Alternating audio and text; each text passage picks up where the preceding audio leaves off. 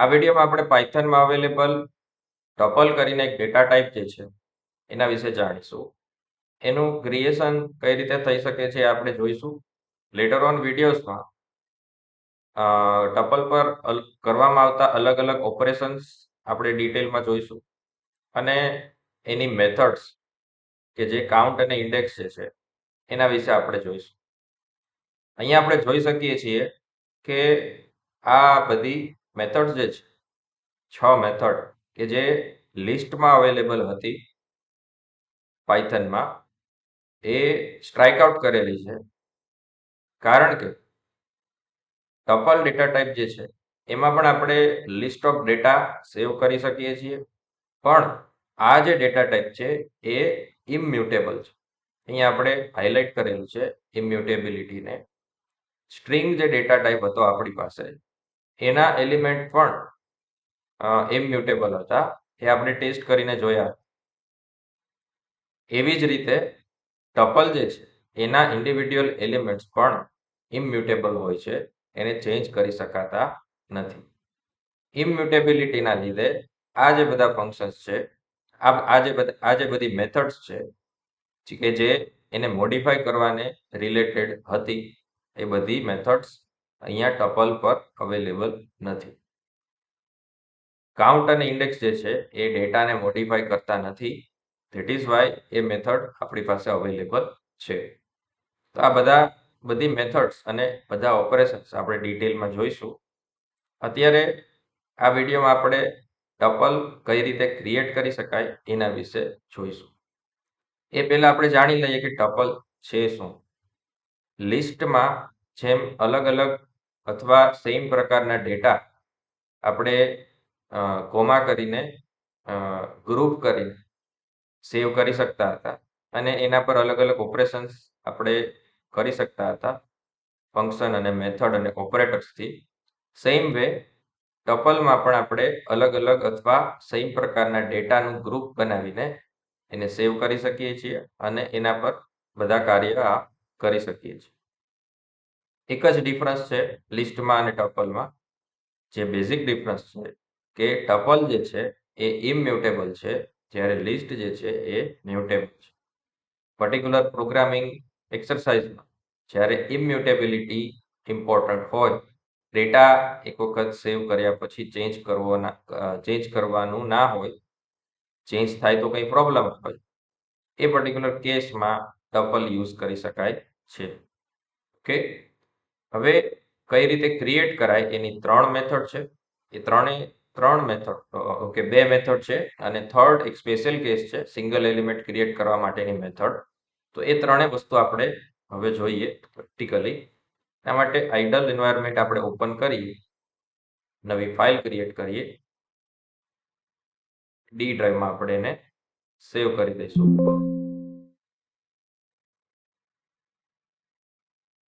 હવે અહીંયા માયટી કરીને એક ટપલ હું બનાવીશ, એની અંદર 22, 99 અને 33 3 એલિમેન્ટ આપણે સેવ કરીએ છીએ અને એને પ્રિન્ટ કરી દઈએ. તો અહીંયા આપણે જોઈ શકીએ છીએ કે અહીંયા લિસ્ટ વાળા સ્ક્વેર બ્રેકેટ યુઝ કરેલા નથી, અહીંયા નોર્મલ બ્રેકેટ્સ યુઝ કરેલા છે.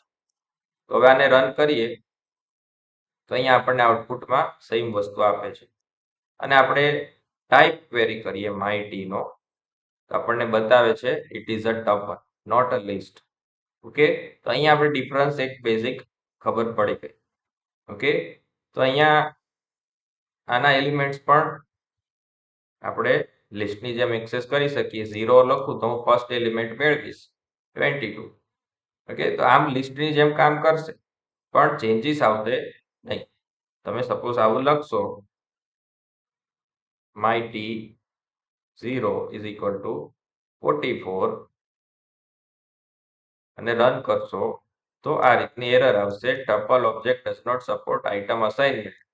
ઓકે, તો ચેન્જીસ પોસિબલ નથી ટપલમાં.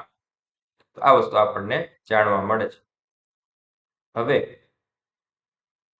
આપણે જ્યારે ટાઈપ ક્વેરી કરીએ છીએ આપણને ટપલ મળે છે, પ્લસ જ્યારે પ્રિન્ટ કરીએ છીએ ડેટાને ત્યારે આ બ્રેકેટના માધ્યમથી આપણે જાણી શકીએ છીએ કે એ એક ટપલ છે. હવે સપોઝ સિંગલ એલિમેન્ટ ટપલ આપણે ક્રિએટ કરવાની ટ્રાય કરીએ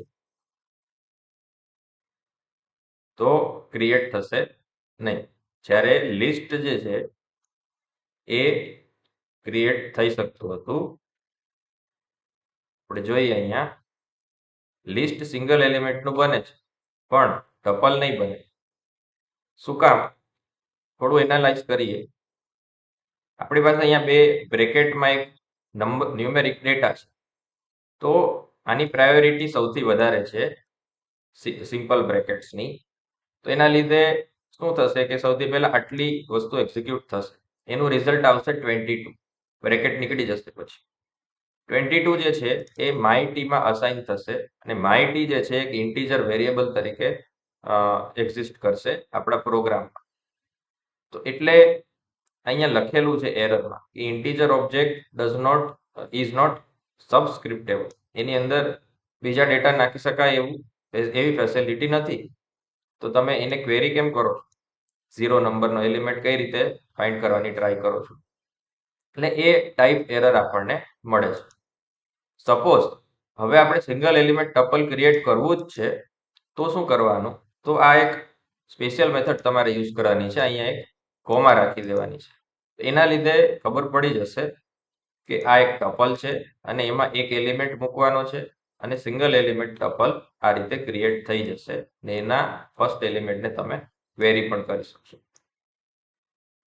હજુ આપણે ફર્ધર ચેકિંગ કરવું હોય તો આની ટાઈપને આપણે જોઈએ ટાઈપ માય ટી.